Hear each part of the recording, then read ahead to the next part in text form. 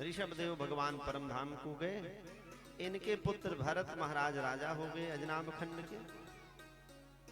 एक दिन इनको भी वैराग्य हो गया भरत महाराज को, तो इन्होंने भी राजपाट छोड़कर नेपाल के पास गंडकी नदी के तट पर पुलहा नामक क्षेत्र में जाके कुटिया बना के रहने लगे अकेले प्रेम से।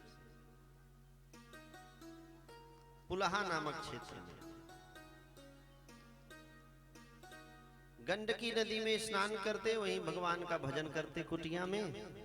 एक दिन एक घटना घट गई। एक हिरनी गर्भवती थी, सिंह के दहाड़ से डरकर भयभीत होकर नदी में कूद पड़ी और उसी नदी में उसका प्रसव हुआ, बच्चा जन्म ले लिया। हिरनी उस तरफ नदी के जाके गुफा में मर गई और हिरनी का बच्चा हिरना उसी पानी में डूबने उतराने लगा। भरत महाराज को दया आ गई, उसे बाहर निकाल लिए। सोचा इसको दूध कहाँ मिलेगा, इसको हिंसक पशु मार डालेंगे बच्चे को। तो लेकर के गए अपने आश्रम में, उसे रख लिया, उसको खिलावे पिलावे, उसका ध्यान दे भरत महाराज। अब जो भगवान का भजन क्या करते थे भरत महाराज, अब वो सब धीरे धीरे छूटने लगा। अब उसी के प्रेम में दिन भर उसी के चक्कर में लगे रहे। बड़ा प्रेम हो गया उस मृग के बच्चे से, मोह हो गया उसमें। अब भगवान का भजन सब छूट गया। एक दिन वो हिरण अपने स्वजाति हिरणों के संग में भाग गया जंगल में। अब भरत महाराज उसी की याद में, मेरा हिरना खाया कि नहीं, पिया कि नहीं, कहाँ होगा, कैसा होगा, यही सोचते हुए उसी के वियोग में शरीर त्याग दिया, प्राण निकल गया महाराज। हिरण के याद में प्राण निकला था, इसलिए दूसरा जन्म भरत जी को हिरण का मिल गया। गीता में भगवान कहते हैं ना, अंत काले च मामैवं स्मरण मुक्त्वा कलेवरम। अंत समय में व्यक्ति जिस विषय वस्तु का चिंतन करते हुए शरीर त्यागता है, वही शरीर प्राप्त कर लेता है।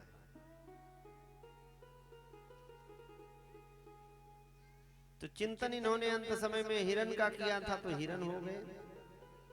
लेकिन भगवत भक्त थे, ज्ञानी थे, इसलिए इनको याद रहा कि मुझसे इस तरह की गलती हो गई थी, इसलिए मुझे हिरण बनना पड़ा। तो भरत महाराज हिरण के योनि में रहते हुए पूरे विधि विधान से रहते हैं। पत्तों को बहुत अच्छी तरह से देख करके तब खाते हैं, कोई जंतु न मर जाए। पैर भी बहुत देख देख कर रखते, कोई जंतु पैर के नीचे दब के न मर जाए। बड़े नियम से रहते हैं, पशु योनि में। एक दिन जंगल में आग लग गई, उसी में जल करके हिरण के रूप में भरत जी महाराज ने प्राण त्याग दिया। तो तीसरा जन्म भरत जी को ब्राह्मण के यहाँ हुआ। 4 भाई थे छोटे भरत महाराज। पिताजी रोज इनको पढ़ाते, याद तो इनको वेद वेदांत था, बड़े ज्ञानी थे। लेकिन पिताजी गायत्री मंत्र पढ़ाते जब, तो ये गलत पढ़ते, सुनाते ही नहीं ठीक ठीक। बच्चों ने कहा पिताजी इससे पढ़ाई लिखाई नहीं होगा, इसको खेतों में लगाओ। अच्छा, ऐसा क्यों करते थे भरत महाराज, क्यों नहीं पढ़ते थे? इसलिए कि अगर हम पढ़ लिख लेंगे, मंत्रों को याद कर लेंगे, तो पिताजी हमारे जजमानी में लगा देंगे, तो फिर पूजा पाठ करना पड़ेगा, पिसान बटोरना पड़ेगा, तो कल्याण नहीं होगा। और इस बार मेरा कल्याण नहीं हुआ तो फिर मेरा कुछ होने वाला नहीं है। इसलिए सब मंत्र गलत पढ़ते। भाइयों ने कहा इनसे खेत में रखवाली करवाओ महाराज।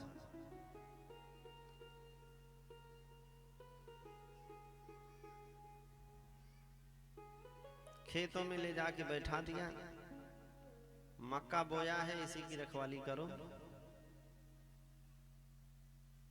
खेतों में बैठ गए, पक्षी आकर के मक्का खाने लगे, तो इन्होंने कहा रोकने वाला तो मैं कोई होता नहीं, क्योंकि खेत भी भगवान के, मक्का भी भगवान का, चिड़िया भी भगवान की, रोकने वाला मैं कौन हूं। तो राम जी की चिड़िया, राम जी का खेत, खा लो चिड़िया भर भर पेट, बुला बुला के खिलाने लगे, सब खिला दिया। भाइयों ने देखा, पिताजी से कहा ये किसी काम का नहीं है, ये जड़ है। तो भरत जी के नाम के आगे लग गया जड़, तो नाम पड़ा जड़ भरत। कोई काम ठीक ठीक नहीं करते जड़ भरत जी, सब उल्टा पुल्टा काम कर देते। भाइयों ने कहा फावड़ा देकर चलो खेत में खुदाई करो।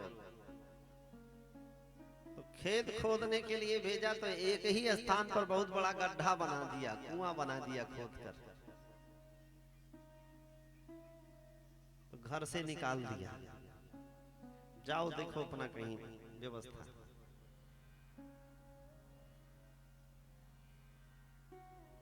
थोड़ी दूर तक गए, फिर वापस आ गए। भाइयों ने कहा क्यों वापस क्यों आ गए? जड़ भरत जी ने कहा शायद मुझे निकाल कर पछता रहे हो आप, महफिल में आ गया हूं इस ख्याल से। भाइयों ने कहा कोई पश्चाताप नहीं कर रहा है, जाओ तुम तो अपना घर देखो दूसरा, काम के न काज के, दुश्मन अनाज के। कोई काम तो करते नहीं थे, भजन ही करते थे भगवान का मन में। तो भाभियां बचा वचा जो रहता भोजन वही दे देती, और ये प्रेम से खूब खा लेते, इसलिए सबसे हट्टे कट्टे थे ये। जाने लगे, भरत महाराज जाते जाते जंगल में पहुंचे, तो जंगल में इन्हें डाकू लोग पकड़ लिए काली जी को बलि देने के लिए। डाकुओं ने संकल्प किया था मेरा ये काम हो जाएगा तो मैं नर बलि दूंगा। तो जिस बच्चे को पकड़ कर लाए थे वो मौका देख के भाग गया, तो हट्टे कट्टे भरत महाराज जा रहे थे, इन्हीं को पकड़ लिया डाकुओं ने। खिला पिला करके अच्छे कपड़े पहनाया इनको, ले जाके काली जी की मूर्ति के सामने खड़ा कर दिया। कहा मस्तक झुकाओ। सरदार ने तलवार लेकर के जैसे ही उठाया तलवार गर्दन काटने के लिए, वैसे मूर्ति चढ़चढ़ा के फट गई। तदुपलब्ध ब्रह्म तेज साथ दुर्विषहेण दंतहि मानेन वपुषा सहसो चचाट सैव देवी भद्रकाली। भद्रकाली प्रकट हुई, खड्ग को छीन लिया, सभी डाकुओं को मार दिया। परम भक्त का अपमान काली जी भी बर्दाश्त नहीं कर पाई, लेकिन भरत महाराज को कोई चिंता नहीं, कोई दुख नहीं, इसी बहाने मेरी मृत्यु लिखी है तो हो जाएगी, और काली जी ने बचा दिया तब भी कोई दिक्कत नहीं, बढ़िया है। आगे बढ़ते हुए फिर चल दिए, भगवान का भजन करते हुए मस्त थे एकदम, हट्टे कट्टे चले जा रहे थे चैतन्य मुद्रा में भजन करते हुए। उधर से राजा रहुगण की सवारी जा रही थी। सिंधु सौवीर देश का राजा था ये राजा रहुगण। कपिल भगवान के यहाँ सत्संग करने जाता था ये, रोज पालकी में बैठकर ना, कथा सुनने आवे तो क्या पालकी में बैठ के आवे, ये उचित है? 4 लोग पालकी में टांग के ले आवे बैठा दें, ये उचित है? कथा में तो ऐसे आओ बगल वाले को भी न पता चले फलाना व्यक्ति कब आके बैठ गया, इतनी सावधानी से आओ, पता ही नहीं चले कौन कब आया कब चला गया। और कथा सुनो तो देह गेहाज विस्मृता, घर द्वार रुपया पैसा सोना चांदी, यहां तक कि अपने शरीर का भी ध्यान न रहे, इतना डूब कर कथा सुनना चाहिए।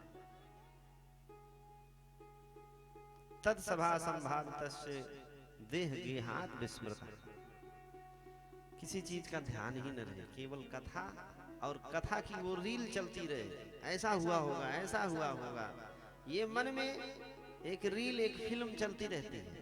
चलती कि नहीं चलती? हम यहाँ से कथा बताते हैं तो आप लोगों के मनोमस्तिष्क में एक छवि एक फिल्म बन जाती है, ऐसा हुआ होगा, ऐसा हुआ होगा। वो छवि बराबर चलती रहनी चाहिए और कथा सुनते रहना चाहिए, तब इस कथा का लाभ है। ऐसे सुनने से इसका बहुत लाभ है। तो सिंधु सौवीर देश के राजा रहुगण जा रहे थे पालकी में। पालकी के एक सेवक की थोड़ी तबीयत खराब हो गई। राजा ने कहा किसी व्यक्ति को पकड़ के पालकी में लगा दो। तो जड़ भरत जी महाराज जा रहे थे, इन्हीं को पकड़कर सेवकों ने पालकी उठाने के लिए कह दिया। अब जड़ भरत जी महाराज पालकी ढोते हुए जा रहे हैं रहुगण राजा की।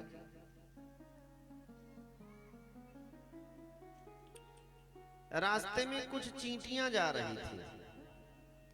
तो जड़ भरत जी ने सोचा पांव के नीचे दबकर ये चींटियां मर जाएंगी, तो पांव थोड़ा सा बढ़ा दिए। तो पालकी डगमगा गई, राजा का मस्तक पालकी में टकरा गया। तो बड़ा क्रोधित हुआ, नाराज हो गया। कौन गड़बड़ी कर रहा है? तो सेवकों ने कहा ये नया वाला गड़बड़ कर रहा है महाराज। बोले ठीक से चलो, नहीं तो दंड दूंगा मैं। जड़ भरत जी महाराज फिर चलने लगे, पालकी कंधे पर लिए। इस बार चूंटियों की झुंड जा रही थी। चींटी झुंड में ही जाती है ना, तो एक लंबी लाइन बनी हुई थी चींटियों की। इन्होंने सोचा अब तो पांव बढ़ाने से काम नहीं होगा, तो कूद पड़े। उछाल मार दिया तो पालकी उधर जाके गिरा, राजा उधर गिरा। बड़ा नाराज हुआ राजा। राजा ने क्रोधित होकर के बड़ा कटु शब्द कहा जड़ भरत को, तू जीता हुआ मरे के समान है, मरा हुआ है तू, जीते जी। राजा ने कहा मेरा निरादर करके मेरी आज्ञा का उल्लंघन कर रहा है तू। बोले नहीं और नाराज हुआ, तू सर्वथा प्रमादी है। जैसे यमराज जन समुदाय को दंड देते हैं, इसी प्रकार से मैं भी अभी तुझे दंड दूंगा।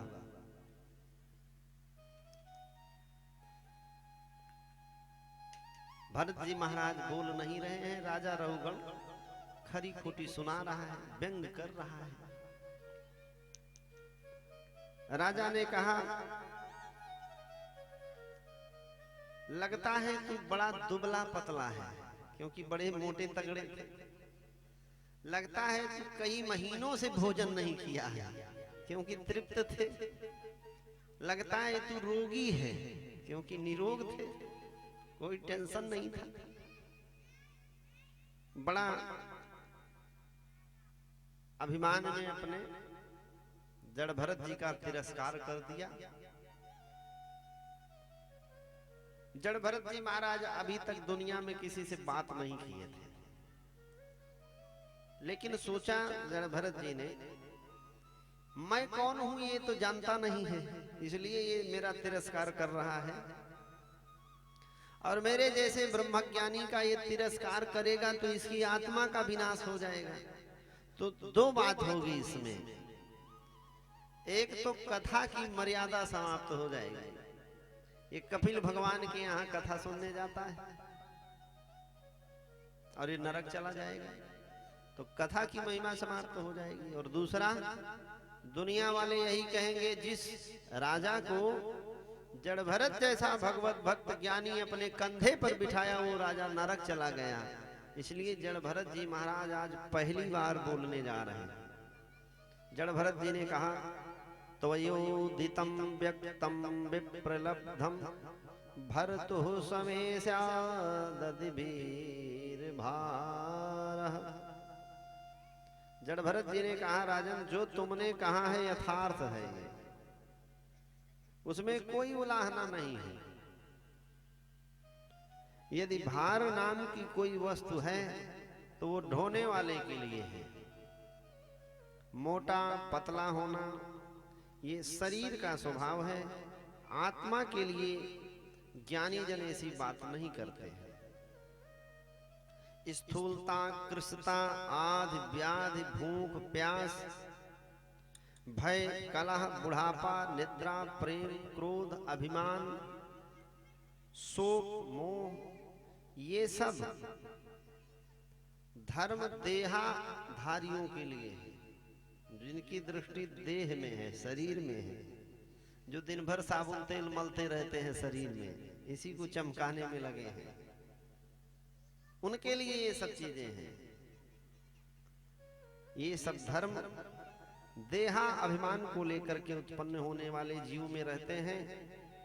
मुझ में इनका लेस मात्र भी नहीं है। मुझे शोक नहीं है, मुझे दुख नहीं है, मुझे किसी प्रकार की कोई चिंता नहीं, आधि व्याधि नहीं, मुझे बुढ़ापा भी नहीं आता, क्योंकि मैं आत्मा का चिंतन करता हूँ, मैं आत्मा में स्थित हूँ। देहेन जातस्य ही में न संति। संतों की दृष्टि देह में नहीं होती है, आत्मचिंतन में होती है। जीने मरने की जो बात कही तुमने, राजा ने कहा ना तू जीते जी मरा हुआ है। जड़ भरत जी ने कहा जो तुमने जीने मरने की बात कही, जितने भी विकारी पदार्थ हैं उनमें देखी जाती है जीने मरने की बातें।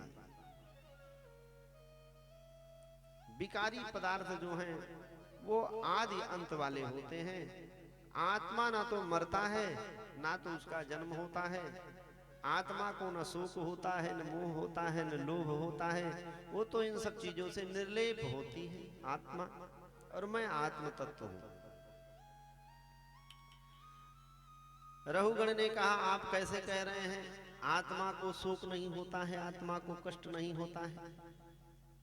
जैसे पात्र में जल भर दिया जाए, उसमें चावल डाल दिया जाए, नीचे से आग लगा दिया जाए, तो आग के प्रभाव से पात्र गर्म होगा, पानी गर्म होगा, चावल पक जाएगा। तो क्या शरीर में बैठे हुए आत्मा को कष्ट नहीं होगा? अगर शरीर को होगा तो, शरीर को होगा तो मन को होगा, मन को होगा तो बुद्धि को होगा, बुद्धि को होगा तो आत्मा को कष्ट होगा। जड़ भरत महाराज ने कहा राजन तुम मूर्ख हो, पात्र भी वही है, पानी भी वही है, चावल की जगह पत्थर डाल दो तो पत्थर में कोई परिवर्तन नहीं होने वाला, पत्थर थोड़ी पकेगा। उसी प्रकार से शरीर में आत्मा तो है, लेकिन जैसे पत्थर में कोई परिवर्तन नहीं होता, उसी प्रकार से शरीर में रहते हुए आत्मा को भी कोई परिवर्तन नहीं होता है।